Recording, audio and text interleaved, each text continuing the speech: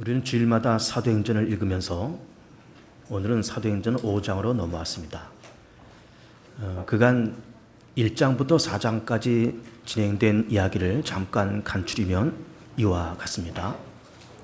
예수님께서 우리의 허물과 죄를 담당하시고 십자가에서 죽으시고 그리고 부활하시며 40일 세상에 계시다가 감람산에서 승천하십니다.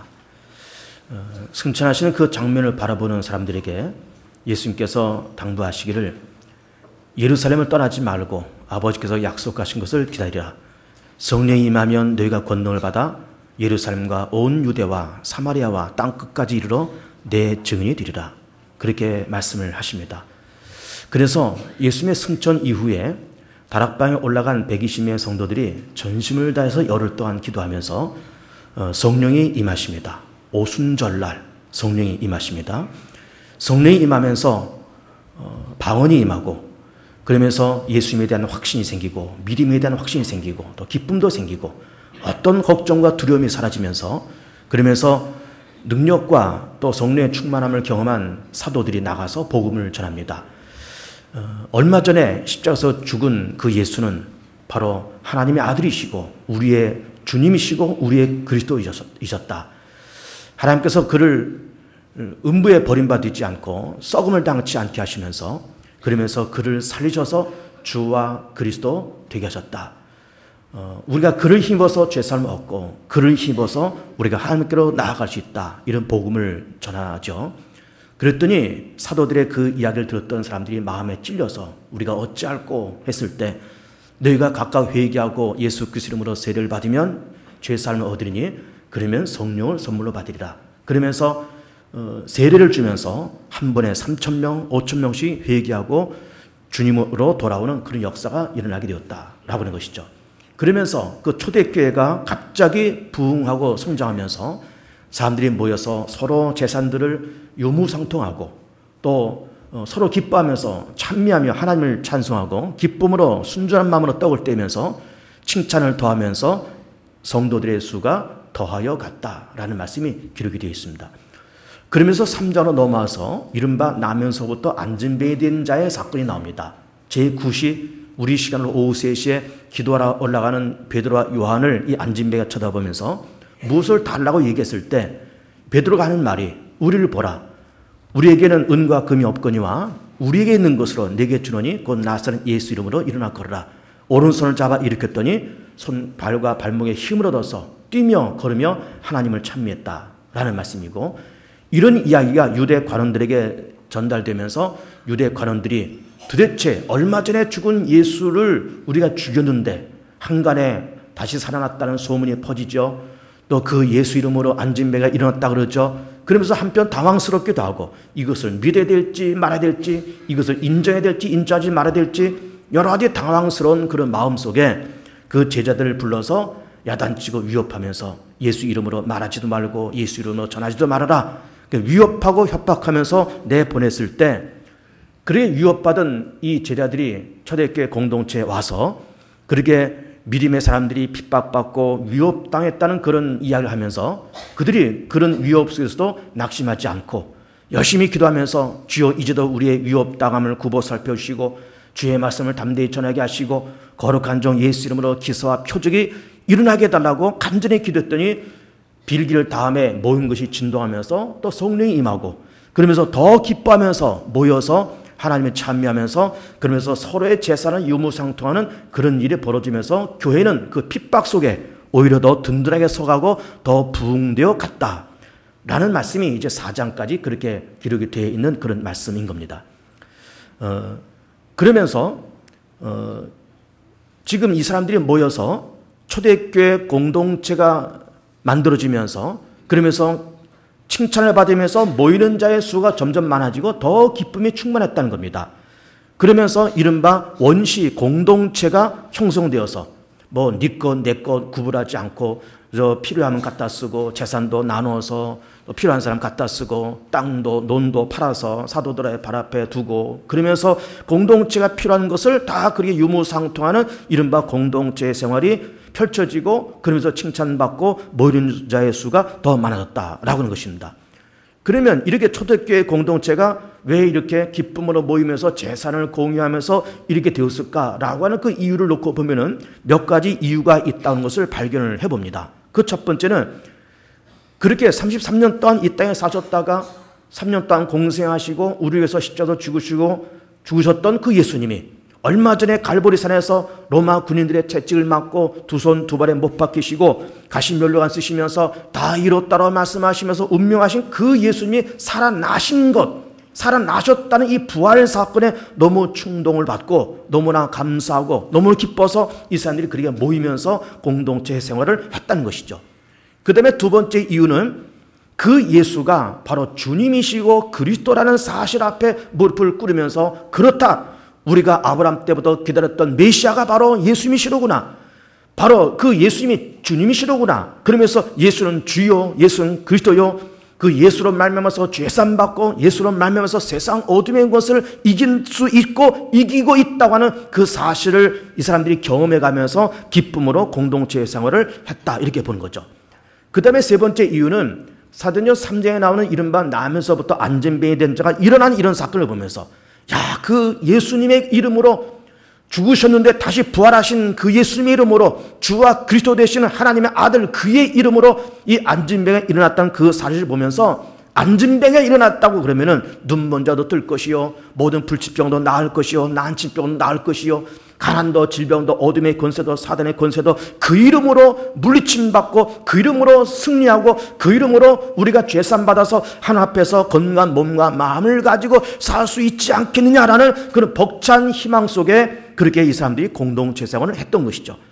그 다음에 더 중요한 이유는 마지막에 그렇게 부활하시고 승천하신 예수님께서 곧 오신다고 말씀하셨거든요. 내가 곧 오리라, 곧 오신다고 하는 그 말씀을 드리면서 이제 이 사람들이 모여서 그 공동체 생활을 했던 겁니다. 그러면서 2장 마지막 부분에도 또 4장 마지막 부분에도 그렇게 초대교회 성도들이 모여서 서로 재산들을 나누고 네 것 내 것 이렇게 구분하지 않고 내 것이 필요하면 네가 갖다 쓰고 내가 필요하면 내가 갖다 쓰고 재산도 팔아서 나눠서 필요한 사람들 갖다 쓰고 이렇게 서로가 서로의 소유권을 주장하지 않으면서 서로 재산과 물건을 공유하는 공동체 생활을 했다는 겁니다. 이것이 2장 마지막 부분과 4장 마지막 부분에 그렇게 나와 있는 겁니다. 이른바 원시 공동체 생활을 했던 겁니다. 공동체라고 하는 것은 우리나라에도 이런 공동체가 여러 군데가 있습니다. 도시 한복판에도 있고요, 또 지방에 여러 군데 공동체가 있습니다. 뜻이 많은 사람들끼리 몇 가정, 많으면 10몇 가정 혹은 20몇 가정 이렇게 모여서 서로 재산을 공유하고 아이들 육아 문제, 타가 문제, 교육 문제도 서로 공유하고 그러면서 함께 모여서 살아가는 그런 공동체가 우리나라에도 여러 군데가 그렇게 있습니다. 그런데 지금 이렇게 공동체 생활하면서 이른바 이런 초대교회 안에서 공동체 생활하면서 성도들이 재산을 가져다가 팔아서 사도들의 발 앞에 두었다는 겁니다. 그러면서 4장 마지막에 보면은 요셉이라는 사람도 자기 재산을 팔아서 사도들 발 앞에 뒀는데, 그러면서 발 앞에 두면서 이것을 가난한 자들을 구제하고 교회의 선한 목적으로 해서 사용해달라고 그렇게 헌납하면서 그 요셉이라는 사람의 이름을 바나바라고 이름을 바꿔줬다는 겁니다. 바나바, 위로자의 아들, 위로하는 사람이다 그 말이죠. 가난한 자를 위로하고 없는 자를 위로하고 병든 자를 위로하고 낮고 천한 자들 위로하는 위로자라고 하는 그 바나바라는 이름을 붙였다는 겁니다. 그러니까 우리는 이 이른바 2장과 4장 마지막 부분에 남아있는 이 공동체의 생활을 보면은 이것은 사도들이 절대로 강요해서 이렇게 된 것이 아닌 겁니다. 사도들이 앞에서 예수는 그리스도다, 다시 살아나셨다, 그렇게 복음을 외치면서 재산 바쳐, 땅 바쳐, 집 팔아서 갖다 바쳐, 그렇게 강요해서 그렇게 한 것이 아니라 성도들이 기뻐서 자원하는 마음으로 자발적으로 순수한 동기로 서로 재산을 바치면서 유무상통하는 그런 일을 했다는 겁니다. 바나바라는 사람도, 요셉이라는 그 사람도 자원하는 마음으로 하나님의 복음 사업을 위해서 그렇게 자기 재산을 팔아서 교회에다 헌납하면서 바나바, 위로자의 아들이라는 그런 이름을 받았다는 겁니다. 자, 그런데 그런 모습 속에서 오늘 본문에 나와 있는 아나니아와 삽비라의 부부의 이야기가 지금 나오고 있는 겁니다. 자, 지금 초대교회 공동체는 지금 모여서 서로 기쁨으로 하나님을 찬미하고 떡을 떼고 재산 나누면서 이렇게 하니까는 그 공동체가 얼마나 아름답습니까? 편안하고 아름답고 재미있고 서로 모여서 뭐 너니 내니 하지 않고 다 가족같이 친구같이 서로 어려운 것을 다 감싸 안고 이렇게 살아가니까 그 공동체가 마치 작은 천국과 같고 재미있고 가면은 너무나 편안하고 그러면서 아나니아 삽비라 이 부부가 이렇게 보면서 이 초대교회 공동체가 재미있고 편안하고 다 좋기는 좋은데 남들 다 재산 팔아서 뭐 바나바도 재산 팔아서 갖다 바치고 이 사람도 재산 팔아서 갖다 바치고 물건을 공유하고 이렇게 하니까는 그 교회가 재미있기는 재미있는데 남들이 이렇게 하고 저렇게 하니까 자기도 하기는 해야 되겠고 하자니 조금 개인적으로 쓸 것이 또 필요하고 또 바나바가 처음에는 요셉이라는 이름을 갖고 있다가 바나바라는 이름을 교회에서 바꿔주면서 위로자의 아들 이름을 바꿔줬다고 하는 것은 그 사람의 신분과 모든 위치를 높여줬다는 겁니다. 칭찬하고 높여줬다는 거예요. 그러면서 인정받았다는 거거든요. 그러니까 아나니아 삽비라 이 부부도 어쨌든 나도 좀 이렇게 좀 해야 되겠고 교회를 떠나기는 싫고 여기가 재밌는데 남들 다 이렇게 하니까 나도 하긴 해야 되겠고 하자니 좀 이런 거 저런 거 개인적으로 걸리는 것도 있고 또 한편 바나바 얘기를 들으면서 나도 신분 상승을 좀 하고 싶고 이런 여러 가지 동기를 통해서 그건 나도 좀 하자. 그래서 땅을 팔아서 일부분은 감춰놓고 그로서는 일부분을 사도 발 앞에 그렇게 내놨다는 겁니다. 이거는 절대로 사도들이 무슨 강요하거나 이렇게 해야 된다거나 그렇게 해서 한 것이 절대로 아니고 아나니아와 삽비라가 자발적으로 그렇게 한 거예요. 근데 불행한 것은 그렇게 한 것까지는 좋은데 일부분은 감추고 일부분을 그렇게 이 사도들 발 앞에 그렇게 뒀다는 거죠. 그랬을 때 베드로가 이걸 알아차린 겁니다. 그러면서 이런 말을 하는 겁니다. 이제 5장 3절 보면은 베드로가 이르되 아나니아야 어째 사탄이 내 마음에 가득하여 내가 성령을 속이고 땅값 얼마나 감췄느냐 땅이 그대로 있을 때는 네 땅이 아니며 판 후에도 내 마음대로 할 수가 없더냐 어째 이 일을 내 마음에 두느냐 사람에게 거짓말한 것이 아니라 하나님께로다. 아나니아가 이 말을 듣고 엎드러져 혼이 떠나니 이 일을 듣는 사람들이 다 크게 두려워하더라. 그러면서 베드로 사도로부터 책망을 받은 아나니아가 그 현장에서 즉사했다는 겁니다. 그래서 사람들이 그 시신을 장사하고 나서 3시간쯤 지나고 나서 그 부인 삽비라가 들어왔는데 삽비라에게 또 베드로가 또 묻기를 8절 보면 베드로가 이르되 그 땅 판값이 이것뿐이냐 내게 말하라 하니 이르되 예 이것뿐이라 하더라. 베드로가 이르되 너희가 어찌 함께 꿰어 주의 영을 시험하려 하느냐 보라 내 남편을 장사하고 오는 사람들의 발이 문 앞에 이르렀으니 또 너를 메어 나가리라 하니 곧 그가 베드로의 발 앞에 엎드러져 혼이 떠난지라 이렇게 돼 있는 거예요. 그러니까는 아나니아와 삽비라 이 부부가 하루날 동시에 이 부부가 베드로 앞에서 죽는 거예요. 자, 우리는 이 사건을 놓고 보면서 초대교회가 예수님의 부활을 통해서 또 오순절날 성령을 통해서 초대교회가 만들어지고 우리가 지금 보는 것처럼 기쁜 마음으로 순전한 마음으로 떡을 떼고 하나님을 찬미하고 그리고 칭찬받으면서 모이는 자의 수가 많으면서 정말로 안으로는 기쁨이 있고 바깥으로는 칭찬이 있고 교회는 부흥되고 여러 가지 긍정적인 좋은 모습이 있는 것 가운데에서 아나니아와 삽비라 이 부부가 사도들 앞에 죽는 이런 옥의 티와 같은 사건이 이 초대교회 공동체 안에 일어났다라고 하는 것이죠. 우리 이 사건을 놓고 보면서 두 가지로 말씀을 드리고자 합니다. 첫 번째는 하나님은 우리에게 요구하시는 것이 우리에게 무엇을 했느냐, 무엇을 얼마큼 어떻게 했느냐라고 그렇게 우리에게 묻는 것이 아니라 우리에게 물으시는 것은 하나님 앞에서 진솔한 자세가 필요하다라고 하는 것을 본문에서 우리가 발견해 보신 것입니다. 얼마를 드렸느냐, 땅을 팔아서 전체를 바치고 절반을 바치고 그것이 문제가 아니라 드리고 안 드리고가 문제가 아니라 네가 내 앞에서 얼마나 진솔한 인간이냐, 얼마나 네가 투명한 인간이냐, 얼마나 네가 양심적인 인간이냐라고 하는 것을 하나님은 보기를 원하시더라라고 하는 것입니다.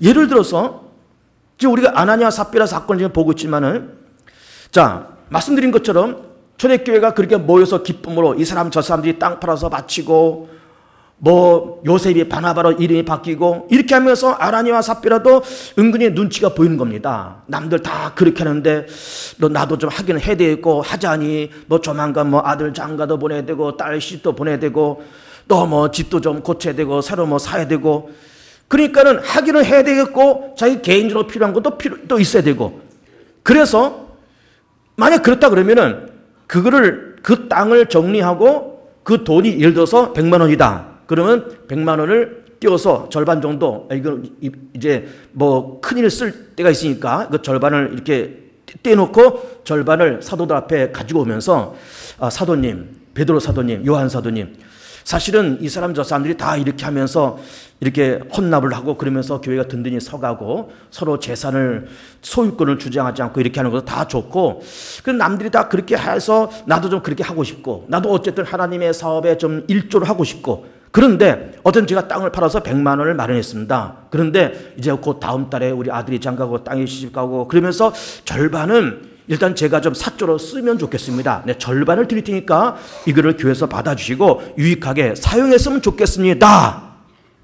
라고 말했다 그러면은 그걸 가지고 베드로가 야단치고 네가 성령을 속이고 하나님을 속이느냐라고 그렇게 야단을 쳤을까? 그렇지는 않았을 거예요. 그러냐? 그래, 좋아. 그럼 절반 네가 쓰고 절반은 하나님의 사업을 해서 교회에서 유용하게 쓸게. 고맙다. 그렇게 받지 않았을까? 그 말이에요. 무엇을 얼마큼 했느냐라고 하는 것이 문제가 아니라 하나님은 우리에게 진솔한 자세와 진실된 그 모습을 보기를 원하시더라라고 하는 거예요. 여러분, 우리 사람이 사는 공동체 안에서도 사람들이 이렇게 참 소박한 사람들이 있잖아요. 아주 소탈한 사람도 있습니다. 저 말도 뭐 꾸미지 않고 미사여구를 꾸미진 않지만 말하는 것이나 사람의 살아가는 모습은 참 소탈하고, 사람이 언제나 진실되고 거짓이 없고, 그저 언제나 변함이 없고, 어제도 오늘도 변함이 없고 작년도 올해도 변함이 없고, 변함이 없고 소탈한 그런 사람들 보면은 참 가까이 하고 싶고 친근감이 있고, 그리고 뭐라도 하나 더 주고 싶고 다 그런 겁니다. 그런데 사람이 좀 음흉해서 나한테 내 앞에서는 말을 이렇게 하고 저 사람 앞에서는 또 저렇게 말하고, 작년에는 이렇게 행동하다가 올해는 또 이렇게 행동하고 내년에는 또 어떻게 행동할지 모르고, 사람이 이렇게 믿음직스럽지 못하면은 가까이 하기가 싫은 거예요. 그럼 사람 사는 공동체 안에서, 그런데 하나님이 우리를 볼 때는 진솔한 사람, 좀 하나님 앞에서 끊임없이 가식 없이 더하지도 말고 빼지도 말고 진실한 모습을 보이는 그것을 하나님께서 원하신 것이지, 하나님께서 우리에게 무엇을 바쳐라, 뭘 해라, 땅끝까지 가서 복음을 전해, 네 목숨을 바쳐, 그렇게까지 무지막지하게 몰고 가는 하나님이 절대로 아닌 거예요. 절대로 아닌 겁니다. 여러분, 회개가 뭘까요? 회개라고 하는 것은 사전적으로 보면은 회개는 자기의 죄를 이실직고하는 것이 회개예요. 근데 여러분, 사전적인 의미는 그렇다 그럴지라도 이거를 좀 더 깊은 영적인 관점으로 보면은 회개란 하나님 앞에서 우리가 진실된 모습으로 서는 거예요. 이것이 회개인 겁니다. 끊임없이 더하지도 말고 빼지도 말고, 내 부끄러운 모습이 있으면 부끄러운 모습 그대로, 죄가 있으면 그 죄가 있는 그 모습 그대로, 부족한 것이 있으면 부족한 모습 그대로, 더하지도 말고 빼지도 말고 거기 위장하지도 말고 있는 모습 그대로 주 앞에 나와서, 주님, 내 모습은 이렇습니다. 나라는 인간의 모습은 이렇습니다. 용서해 주시고 있을 것을 채우시고 주여 나를 도와 주옵소서 라고 고백하는 그 소박한 그 고백이, 이것이 회개인 거예요. 이것이 회개인 겁니다. 자, 아담과 하와 사건을 한번 생각해 봅니다. 선악과 사건 아닙니까? 아담이 선악과를 따먹습니다. 그 부인 하와가 먼저 따먹지만, 그래서 하나님께서 아담을 찾는 겁니다. 아담아, 그랬더니 내가 벗었으므로 숨었나이다. 너 선악과를 따먹었지. 먹었는데요, 우리 부인이 뭐라 그래서 먹었습니다. 이렇게 말하는 거예요. 그 얼마나 찌찌합니까? 또 하와한테 말하니까 뱀이 끼어서 먹었습니다 이러는 거예요. 그러니까는 아담도 참 찌찌하고 치사하고, 하와도 참 생각이 부족한 여자고, 그런 사람들이 우리 인류의 조상이었습니다. 그런데 우리는 그 선악과 사건이 창세기 3장에 나와 있는데, 아담과 하와가 하나님께서 선악과 따먹지 마라, 너 먹으면 죽는다 그랬습니다. 근데 아담과 하와가 보암직도 하고 먹음직소해서 그걸 먹었다는 것 아닙니까? 그러면 하나님께서 아담을 찾습니다. 아담과 하와 찾습니다. 찾아서 선악과 먹었느냐? 라고 물으실 때, 뭐 여자가 그랬다, 뭐 뱀이 깨서 그랬다, 그렇게 말하지 말고 정말로 무릎을 다 꿇고, 하나님 정말 죄송합니다. 하나님께서 정말 이 동산 안에 있는 모든 것을 먹어도 좋다고 말씀하셨고, 이 한복판에 선악과는 따먹지 말라고 말씀하셨고, 이거 뭐 준다 그러는데, 우리가 다 인간이기에, 부족한 인간이기에, 우리가 의지도 부족하고 생각도 짧고, 그래서 하나님 잠깐 실수해서 우리가 선악과 뭐 2개도 아니고 3개도 아니고 딱 1개 이거 먹어봤습니다. 그 맛이 어떤지 한번 맛을 보려고 딱 1개 먹어봤습니다. 죽을 찌를 진 거 우리가 알고 있는데 한 번만 용서해 주시고 한 번만 더 기회를 주시면 우리가 에덴 동산 잘 관리하고 절대로 이제 선악과 따먹지 않고 그렇게 살겠습니다라고 이실직고하고 하나님 앞에 겸손하게 그들을 자복하고 회개했더라고 하면 인류 역사가 어떻게 됐을까? 하나님이 그 현장 속에 나쁜 놈, 너는 지옥의 자식이고 너는 사단의 자식이고 너는 에덴 동산 살 자격이 없어 그래서 때려서 내쫓았을까? 뭐 성경에서 말씀하고 있는 건 아니지만은 생각해보면 하나님이 어떤 분인가라는 것을 생각해보면 그렇게 이실직고하고 눈물 콧물 흘리면서 그들의 부족하고 그들의 선악과 따먹은 그 실수를 자복하는 그 아담과 하와를 그렇게 모질게 야단치면서 내쫓으실 하나님일까? 성경에서는 말씀하고 있지 않지만 우리가 추측해보면 하나님이 그렇게 매정한 하나님은 아닐 겁니다. 분명히 아닐 거예요. 그래 아담, 내가 정말 따먹지 말라 그랬지만은 네가 그렇게 네 죄를 자복하고 인정하고 이실직고 하니까 내가 한 번만 더 기회를 준다. 한 번만 더 기회를 준다. 그렇게 말씀하지 않으셨을까? 그런데 아담과 하와는 그 현장에 서서 자기들이 선악과를 따먹은 그들의 부족함과 그들의 연약함을 고백하지 않는 거예요. 자기들이 저지른 죄를 합리화시키고 자꾸 여자한테 핑계를 돌리고 여자는 또 뱀한테 핑계를 돌리고 요리 빠지고 조리 빠지고 어떻게 그 위기를 모면할까 그러면서 핑계대고 자기들의 죄를 합리화시키고 그러는 인간의 나약한 모습을 우리가 지금 보고 있는 거예요. 보고 있는 겁니다. 하나님은 진실된 마음을 원하십니다, 여러분. 진실된 마음을.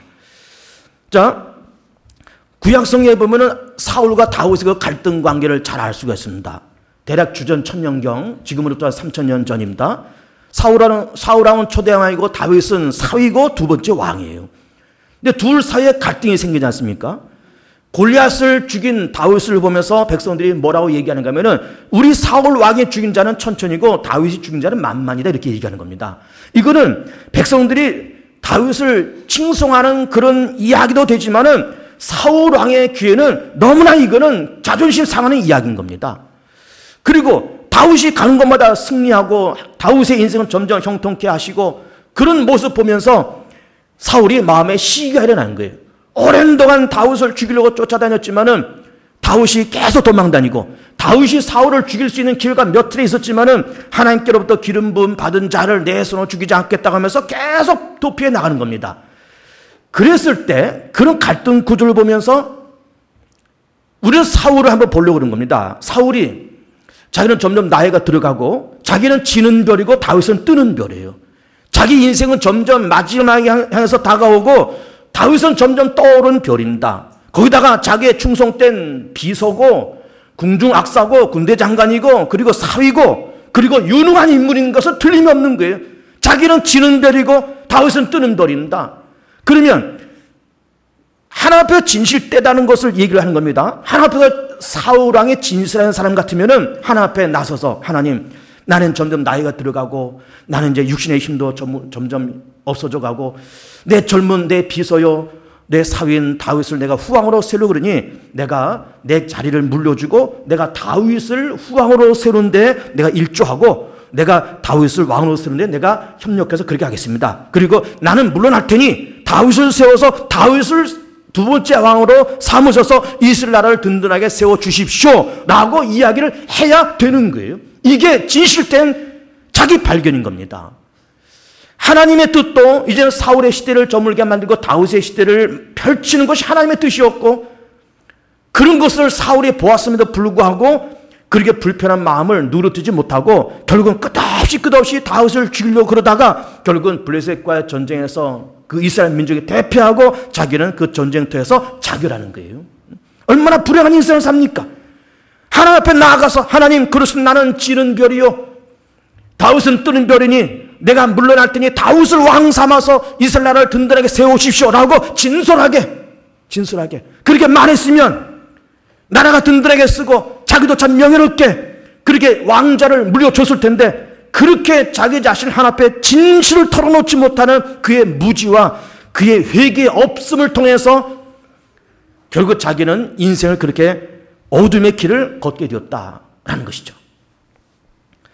누가복음 5장을 보면은 예수님께서 고기 잡는 어부들을 처음 만나는 그 장면이 나옵니다. 베드로, 야고보, 요한 이 사람들은 어부잖아요. 이 사람들은 고기를 잡는 물고기를 잡는 전문가들이에요. 전문가들입니다. 언제 어디다가 그물을 내리면 고기가 잡힌다. 이쪽에 던지면 어떤 종류의 고기, 저쪽에 던지면 어떤 종류의 고기, 해가 뜰 때, 해가 저물 때, 밤에 어느 곳에, 바람이 불 때는 언제, 여름, 겨울철은 어디, 여름철은 어디, 이거를 꿰뚫고 있는 사람들이 베드로, 요한, 야고보 이런 사람들입니다. 그런데 이상하게도 어느 날 고기를 잡으려고 밤새도록 그물질했지만 고기를 잡은 것이 없습니다. 예수님께서 다가가셔서 너희들에게 고기가 있느냐? 없습니다. 깊은 데로 내려가서 그물을 내려봐라.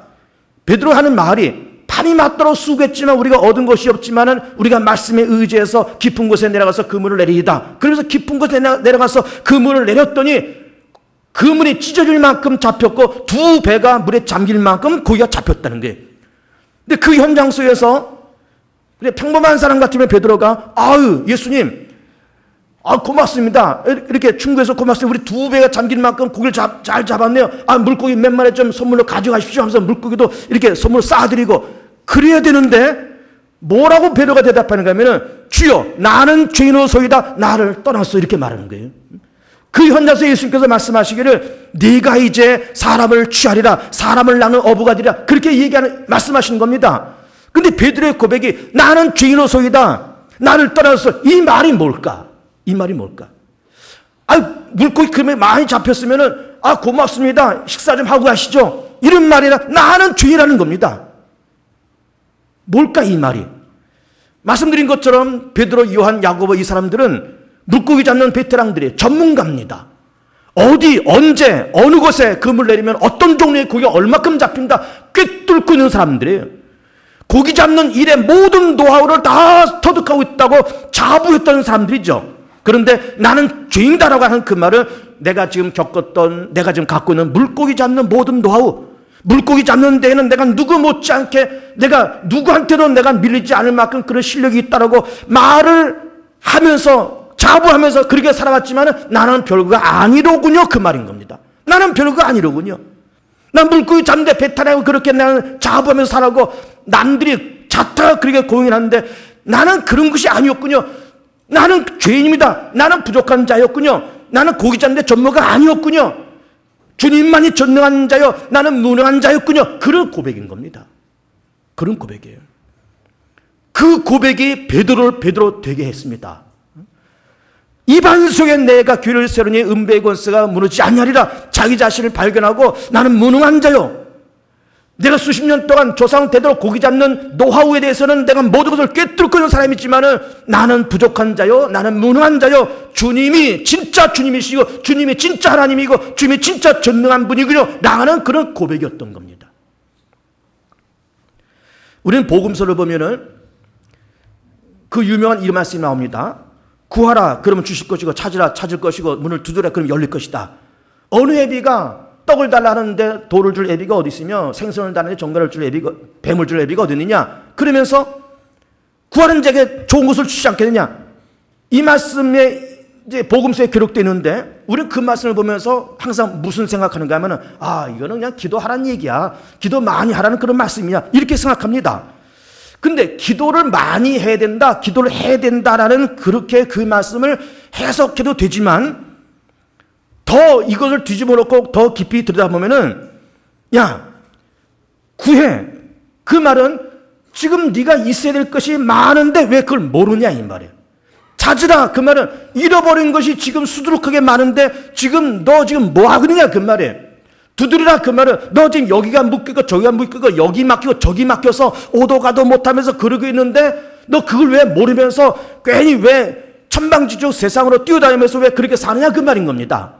있어야 할 것이 필요하고 찾아야 할 것이 필요하고 잃어버린 것이 있고 두드려서 열려줘야 할 문제가 많은데 왜 그거를 모르냐 그 말이에요. 그러니까 여기서는 기도하라는 그 말씀으로 해석해도 되지만은 네가 지금 찾아야 할 것과 그리고 열어야 될 것과 얻어야 될 것이 있다고 하는 너의 실체를 한번 보라는 거예요. 너의 실체를. 잠언서 16장에도 이렇게 말씀 기록되어 있죠. 너의 행사를 여호와께 맡기라. 너의 경영을 저가 이루리라. 말씀하시는 겁니다. 너의 행사를 맡기라. 우리 그 말씀도 그래 하나님에 맡기면 돼. 기도해서 다 이 일도 맡깁니다. 저 일도 맡깁니다. 단순히 맡기라는 말을 보면서 그래 맡게 된다라고 그렇게 해석하지만은 이 말씀을 또 뒤집어 놓고 보면 어떻게 해석이 되는가 하면은 너 왜 네 문제를 능력도 없으면서 용기도 없으면서 자신도 없으면서 할 힘도 없으면서 왜 그거를 짊어지고 끙끙 앓고 있느냐 그 말인 겁니다. 나한테 맡겨야지. 그러니까는 성경은 우리들에게 구하라 찾으라 두드리라는 기도의 말씀, 맡기라는 그런 말씀, 내가 죄인이라고 하는 그런 베드로의 고백 모두가 다 무엇을 얘기하는가 하면은 우리가 하나님 앞에서 기도해야 될 사람, 부족한 것이 많은 사람, 찾아야 될 것이 많은 사람, 잃어버린 것이 많은 사람, 묶이는 것이 많은 사람, 아담의 자손으로서 원죄 자범죄에서 하나님 앞에 나가서 자복하고 회개해서 죄산 받아야 될 사람라고 하는 것을 알라는 겁니다. 그러면서 하나님 앞에 나가서 자복하고 회개하고 나의 존재는 요만큼인데 내가 할 수 있는 능력도 요만큼이고 내 분량도 요만큼이고 내가 할 수 있는 삶의 영역은 요만큼인데 내 힘은 너무 부족하니 주여 맡아 주옵소서 라고 기도하고 내가 부족한 것을 고백하고 나의 죄성도 고백하고 내가 필요한 것을 고백하고 짊어지면서 끙끙대는 그런 문제도 내가 감당할 수 없지만 고백하고 맡기고 그러면서 하나님의 도움 속에 기도 응답받고 고침받고 그러면서 영육의 복을 받으면서 그렇게 살라고 하는 하나님의 말씀인 겁니다. 진실해야 됩니다, 여러분. 진실해야 됩니다. 성경은 또 이렇게 말씀하고 있습니다. 우리가 진실된 마음을 가지고 이 세상을 쳐다보면은 하나님을 알 수 있다는 거예요. 여러분, 이 말은 놀라운 얘기인 겁니다. 진실된 마음을 가진 하나님을 볼 수 있다는 겁니다. 로마서 1장도 이렇게 말씀이 기록되어 있습니다. 창세로부터 그의 보이지 아니하는 것들 곧 그의 영원한 신성과 능력과 그것이 그 만드신 만물에 분명히 보여 알려졌나니 그러므로 핑계하지 못할지니라. 하나님을 알만한 것을 그들 속에 보임이라 하나님께서 그들에게 보이셨느니라. 하나님이 보이셨다는 거예요. 하나님의 신성과 능력이 온 우주 만물에 가득히 하나님께서 보여주셨다는 거예요. 그러면서 보여주면서 하나님께서 뭐라고 말씀하신가 하면은 야 지구 땅에 사는 모든 인간들아 모든 인생들아 진실해봐 신실해봐 내가 보이지 않냐 이런 말씀을 하시고 있더라 이 말이에요. 사시사철이 바뀌는 이 현장을 보면서 하나님이 살아계셔. 바람이 불고 꽃이 피고 새가 날아다니고 나비가 날아다니는 그런 모습 보면서 온 천지에 꽃이 만발하고 때가 되면 비가 내리고 밤이 되고 낮이 되고 해가 뜨고 해가 저물고 밤에는 별들이 뜨면서 온 세상을 밝게 비치는 그런 자연현상을 바라보면서 하나님이 계시는구나 창조주가 계시는구나 라고 고백을 해보라는 겁니다. 그것을 고백하지 못하면 핑계요. 그것을 고백하는 사람이 진실된 사람이라는 겁니다. 두 번째로는 우리는 흔히 말하기를 끝이 좋으면 다 좋다라고 그렇게 말하고 결과지상주의에 묶여서 살아가는 것이 우리의 그런 생각들인 겁니다. 그런데 물론 열매가 좋으면 좋습니다. 끝이 좋으면 물론 좋습니다. 그러나 항상 그렇지는 않습니다, 여러분. 세상에서는 끝이 좋으면 다 좋다라고 말하고 결과만 좋으면 뭐 중간에 뭐 어떻게 됐든 엎어졌든 제껴졌든 결과만 좋으면 좋다라고 그렇게 세상에서는 말하는지 모르지만 성경적인 관점은 그렇지 않습니다, 여러분. 예를 들어서 지금 재산을 팔아서 좀 초대교회 공동체에 갖다 놓는 것 아닙니까? 그럼 어떤 사람이 재산을 다 팔아서 사도들 발 앞에 놨는데 100만 원을 갖다 놨습니다. 그리고 아나니아와 삽비라는 재산 정리해서 얼마를 감추고 갖다 놨는데 1000만 원을 갖다 놨다고 쳐보세요. 그러면 100만 원과 1000만 원의 차이는 10배의 차이입니다.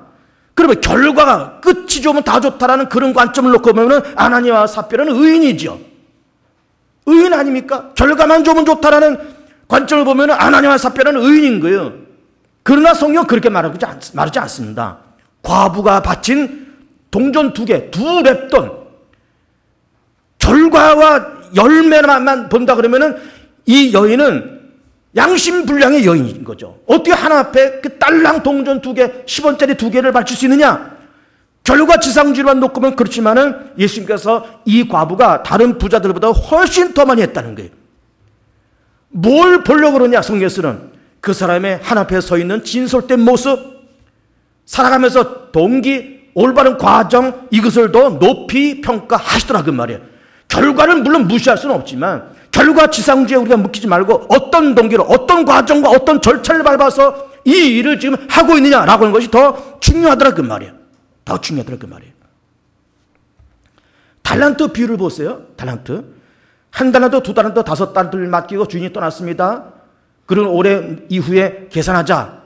그래서 2달란트 받은 사람 갑절로, 5달란트 받은 사람도 갑절로 남겼다는 것 아닙니까? 1달란트 받은 사람은 우리 주인은 굳은 사람이고 심장에서 거두고 해치는 데서 모으는 자라.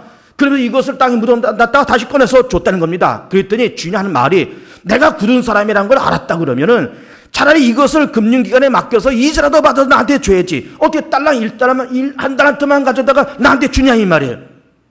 근데 이 사람이 주인이 굳은 사람이라고 생각했기 때문에 그렇게도 했겠지만은 이걸 가지고 장사해서 어떻게 하다가 이걸 날리면 어떻게 할까라는 조바심도 있었을 겁니다.